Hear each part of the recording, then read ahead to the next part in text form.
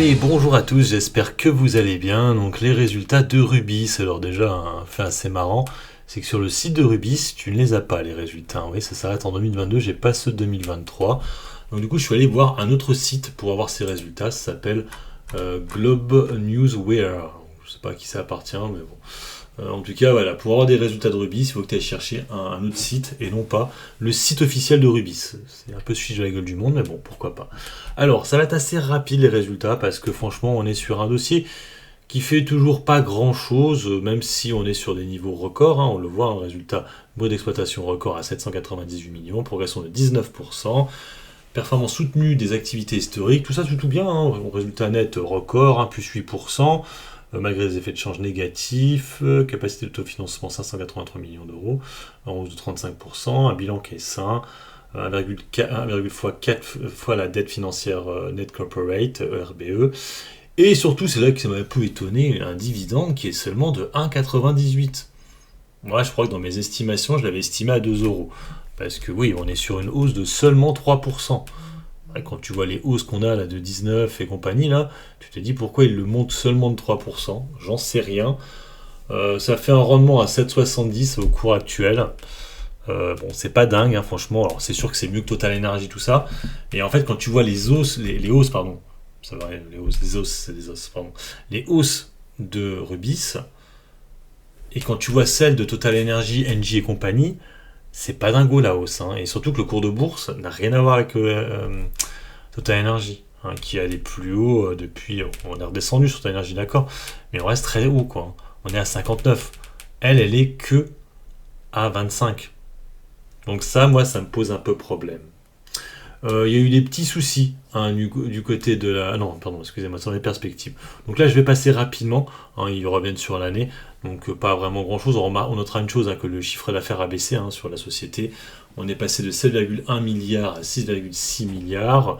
Faut voir en fait les volumes sur cette société. On m'a dit souvent les chiffres d'affaires n'étaient pas intéressants. Et vous le voyez, niveau des volumes, on est un peu mieux. Vous voyez, plus 5, et que le bitume qui est un peu moins bon.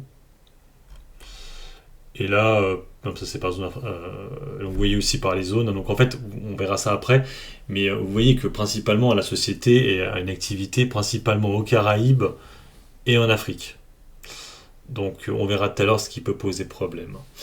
Et on voit, donc ça c'est les volumes par contre, et du coup les résultats opérationnels vous les voyez, 184 millions et 222 millions en Afrique. Et vous voyez en Europe seulement 60, je pense que dedans il y a Photosol. Donc le futur... il n'est pas extraordinaire. Donc pour 2024, le groupe prévoit une normalisation de la région Caraïbes, ça veut dire une baisse, grosso modo, dans la distribution d'énergie après une croissance exceptionnelle en 2023. L'Europe et l'Afrique devraient se maintenir la dynamique positive de 2023. La production d'électricité renouvelable continuera à se développer conformément au plan. En conséquence, le EBITDA, on sera à 725, 775. Je suis allé vérifier la valeur. On sera à peu près à ces niveaux, c'était ce qui était estimé, 732, donc à peu près la moitié. Et puis ça pourrait être. Il nous parle aussi là des objectifs fixés de route de RSE Think Tomorrow. C'est plus des logiques un peu ESG. Donc on sait que c'est aussi ce qui pose problème sur la société, l'ESG. Pour l'instant, elle est plutôt passable. Donc, j'espère qu'il y aura du mieux. Voilà, c'est à peu près tout ce qu'on peut dire. Donc, les perspectives 2024, sont plutôt moyennes, on va dire. C'est pas dingo. On verra du coup dans le futur ce que ça donnera. On regarde vite fait les capitaux propres. On voit que même les capitaux propres ont baissé. C'est assez étonnant. Je sais pas ce qu'ils ont foutu. On était à 2,8 milliards. Alors, soit je me trompe dans les dates, mais c'est ça, on est à 2,7 milliards. Notamment le dividende ou quoi, mais bon, les capitaux propres ont baissé. Donc pour moi, en fait, c'est une valeur fond de portefeuille, Rubis, et vous allez le voir, le marché a pricé assez bizarrement le truc. Donc là, je vous mets le cours de bourse de Rubis, on est à 25,28, c'est la clôture. Donc pour voir le futur, parce qu'on peut voir le futur en bourse, il faut taper Rubis.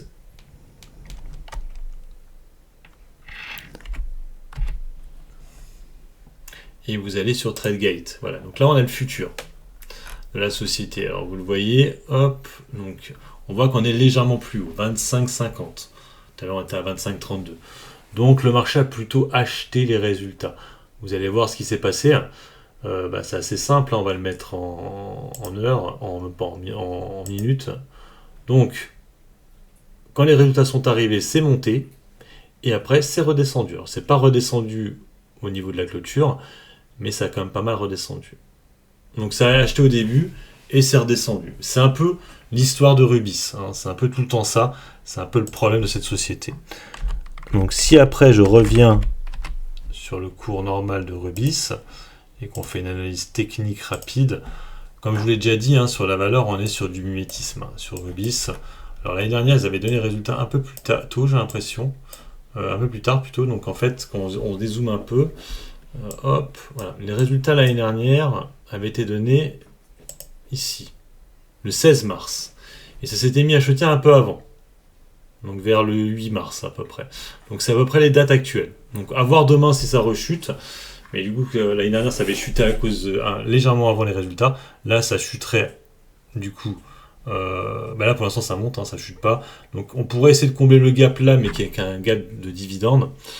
Donc, je ne sais pas si on va bugger à ces niveaux-là.